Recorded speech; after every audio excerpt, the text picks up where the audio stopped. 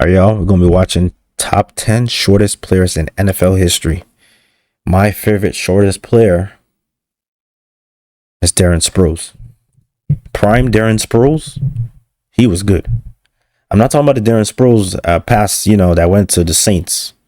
I'm talking about Darren Sproles that was on the Chargers when LaDainian Tomlinson was given the defense headache, and then when LaDainian Tomlinson is tired, when Tomlinson is tired, they bring Darren Sproles in, and he's so short the defense can't see. He's so short the defense can't even see. And when he gets the ball, he's already gone. They used to call him Lightning Bug. I remember. Darren Sproles was so fun to watch. But anyways, enough of me glazing. I know he's going to be on this list, but let's watch the video. Player is 6'2", 245 pounds. But these short kings... Oh, there he is. Darren Sproles right there. The 10 shortest players in NFL history. Starting with number 10. Oh, Maurice Jones-Drew. He was nice. Typical NFL running back. But once the ball was in his hands, it didn't matter. Because he was built like a human bowling ball at 210 pounds. MJD had the perfect Maurice Jones-Drew. He was nice. Power and balance to bulldoze through defenders and outrun anyone in the open field. So despite standing at 5'7", he was a 3-time Pro Bowler. Damn. Led the NFL in rushing in 2011 with 1,606 yards and spent years as one of the league's most dominant backs. And if you don't believe us, just ask Sean Merriman, the 6'4", I remember Sean Merriman. 60-pound linebacker that MJD absolutely flattened. When I tell you it felt like a dynamite went off like under my face mask. Like, Sean Merriman was nice too.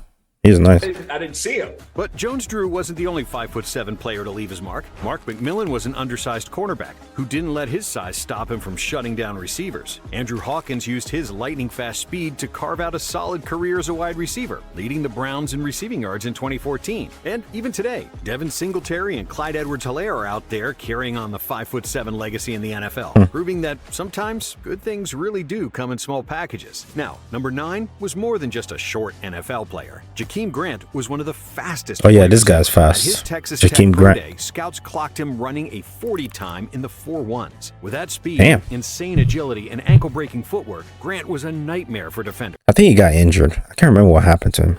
And when he got the ball in space, it was basically game over. He played wide receiver, but his real talent was on special teams. Over his career, Grant became one of the league's most feared return men, scoring 7 career return touchdowns, 5 on punts and 2 on kickoff. He's a guy that you fear. I mean, he's a guy that obviously has speed, first step quickness, can make Jakeem miss, Grant. can use all field zones. His 97-yard punt return in 2021 remains one of the longest in NFL history, and his 102-yard kickoff return against the Titans showcased his crazy speed, clocking in. Bro, I used to be so fast, bro. Like, I used to be so fast. Like, when I was playing football, I was known for my speed and juking people. That's all I was known for. Now, I think I'm lifting too much weights. When I do like a sprint, I just pull my hamstring. I don't know. But, yeah, I used to be fast, man. I used to, like, try to play, like, I always wanted to be like LaDainian Tomlinson. I know I say this all the time. I know I say it all the time. I need to stop. I always wanted to be like LaDainian Tomlinson, juking and stiff arming. That's all he used to do. He juke you. When he stiff arms you, he will remove your helmet. Anyways, let me get to the video. 20.93 miles per hour. In 2021, he was also named a Pro Bowler and a first-team All-Pro, cementing his status as more than a 5'6" NFL player, but as one of the best returners of his generation. Yeah, he may have been one of the smallest guys on the field, but every time he touched the ball, he was the most dangerous. And speaking of a dangerous return specialist, next we have the 5'6" Tariq Cohen, coming out of North Carolina A&T, an HBCU not normally known for producing much NFL talent. Cohen was the very definition of an underdog. Despite being the smallest player on the field, Cohen put up video game numbers in college, rushing for 5,619 yards and 56 total touchdowns, while averaging over 7 yards per carry. He got injured. So in 2017, the Chicago Bears took a chance on him in the 4th round. In his NFL debut, he racked up 113 total yards and a touchdown, giving Bears a glimpse of what was to come. The Bears used him everywhere, lining up in the backfield as a running back, splitting out wide as a receiver, and even returning punts and kickoffs. This dude was a glitch in Man 20. He was a glitch. Man 20. He was a fucking glitch.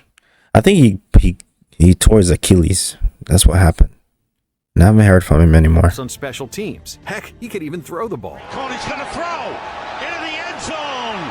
Touchdown, In 2018, he had his breakout season, racking up 1,169 all-purpose yards and 8 total touchdowns, while leading all NFL running backs with 725 receiving yards, earning him a Pro Bowl selection and first-team All-Pro honors as a returner. Cohen was on track to be a Bears legend, but in 2020, tragedy struck. He tore his ACL, MCL, and suffered a fractured tibia, all on the same play. Damn. Despite multiple comeback attempts, he never returned to an NFL field. Coming in at number 7 is the 5'6", 185-pound running back J.J. Taylor. He ran with power, speed, and vision. Everything you'd want in a running Never heard of this guy before. Package. Despite his college success, NFL teams were hesitant to take a chance on the undersized running back. So Taylor went undrafted in 2020. But if there's one team that has never had a problem with taking a chance on written-off skill players, it's the New England Patriots. So Taylor signed with the Pats as a free agent. And in his NFL debut, he flashed his potential, rushing for 28 yards and a touchdown on just 4 carries. However, Taylor spent 3 seasons bouncing between the Patriots' active roster and practice squad, never quite carving out a full-time role in their crowded backfield. You can model yourself after dudes that have. I ain't gonna lie, I never heard of this dude before. There's not many backs that are small in the league right now. Now with the Houston Texans, Taylor is fighting for a chance to prove himself, hoping to lock in a bigger role and showcase the skills that made him a fan favorite. But off the field, Taylor's also a backup for the Oxygen Rocket League esports team. So I guess you could call him a two-sport athlete.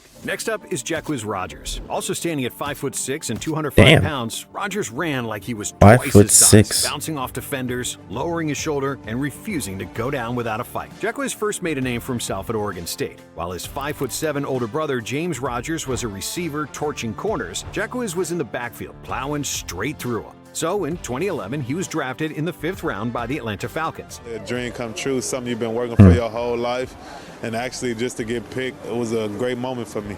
But you could say his game fell short, logging only 5 starts in his first 5 seasons. It wasn't until 2016 with the Tampa Bay Bucks that Rodgers got his big chance, when injuries forced him into the starting role. People thought he'd get swallowed up by NFL defenses, but he flipped the script, bulldozing his way to back-to-back 100-yard games and proving that if you want to be good in the NFL, you either got to be strong or fast. One of the two. If you're not fast, you better be strong. If you're not strong, you better be fast. If you ain't either one of them, you're going to get cut. That he belonged in a league full of giants. Rodgers may not have been the biggest, fastest, or most hyped player in the NFL, but he was the very definition of underrated, and he managed to stick around the league for a respectable 8-year career. But if there's one player who redefined what a small running back could do, it was Darren Sproles. At Kansas State in 2003, he rushed for an absurd 1,986 yards, leading the nation. But even with how incredible he was in college, NFL teams hesitated. Sproles was laughed he was at good, bro. Darren Sproles, a 5'6" running back, there was no way that he would last very long in the NFL. And that skepticism dropped him to the 4th round of the 2005 NFL Draft, where the San Diego Chargers took a chance. The Chargers. And to add insult to injury, he was later told that if he came in at 5'9" or even 5'8", he would have been a first-round pick. So I used to watch the Chargers games I'm not saying that I'm a fake fan, but right now, I'll be honest, they're trash. But I used to watch their games every single Sunday. When LaDainian Tomlinson and Darren Sproles was in the backfield, I used to watch that shit like every Sunday. It was fun. It was fun. It was just good times, bro. Prove everyone wrong. What kept me going was like they kept on saying like I was too small. And he was a nightmare for defenses because he could do everything. He'd line up as a running back, a receiver, a return man. Wherever you put him, he made plays. He was too fast for linebackers, too shifty for defensive backs, and too smart to take big lightning hits. bug. Have him on our side is unreal. That dude is a monster. In 2008, he became the first player in NFL playoff history to rack up over 300 all-purpose yards in a single game, single-handedly carrying the Chargers to a win over the Colts. But that was just the beginning, because in 2011, after signing with the New Orleans Saints, Sproles set an NFL record with 2,696 all-purpose yards, the most by any player in a single season. In 2017, after joining the Philadelphia Eagles, he helped the team on their historic run to Super Bowl 52. Unfortunately, he got injured, kept him from playing in the big game, but his impact on the team was undeniable. And when the Eagles finally hoisted the Lombardi Trophy,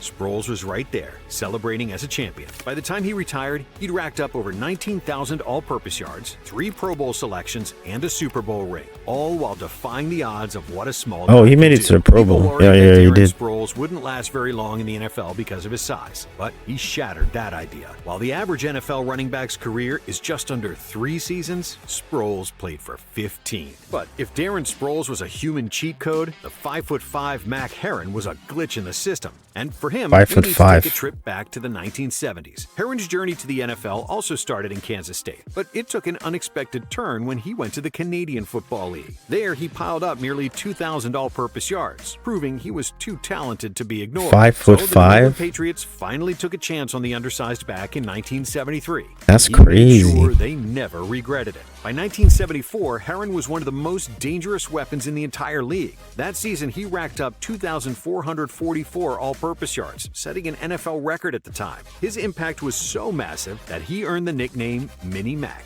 But there was nothing small about the way he played. He finished the 74 season 3rd in the league in total yards, trailing only 2 absolute legends, O.J. Simpson and Franco Harris. But as explosive as he was on the field, his career was just as wild off it. Legal troubles and substance abuse issues cut his NFL career short, and after just 3 seasons, he was out of the league. Instead of becoming an all-time great, Herron went down as one of the biggest what-ifs in NFL history. Fast forward all the way to the present day, and you have another 5'5" running back, Deuce Vaughn. And oddly enough, his football journey also took off at Kansas State. Over 3 seasons with the Wildcats, he piled up nearly 4,900 yards from scrimmage. I've never heard of this guy 47 before. dominating week after week. But even now, in 2025, the NFL has never been kind to undersized running backs. Teams saw his highlights, but they also saw his height, and that was enough for most of them to pass. He fell all the way to the 6th round of the 2023 NFL Draft before finally the Dallas Cowboys took a chance on him. And what made his draft moment extra special was that his father worked as a scout for the Cowboys, He's the hardest worker I know. I just happen to be his dad.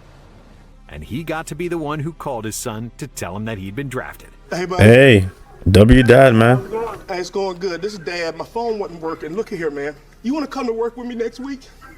I wouldn't mind that. W dad, In man. his first NFL preseason W game, he Dad. stole the show. He pulled off highlight reel runs, broke ankles, and made defenders look foolish, instantly becoming a fan favorite. Now with the Cowboys, Vaughn is fighting for every carry, every rep, every That's one thing I say about, like, you know, the NFL Combine. Like, they say, oh, you do the bench press. Why don't they make players do, like, exercises that actually matter?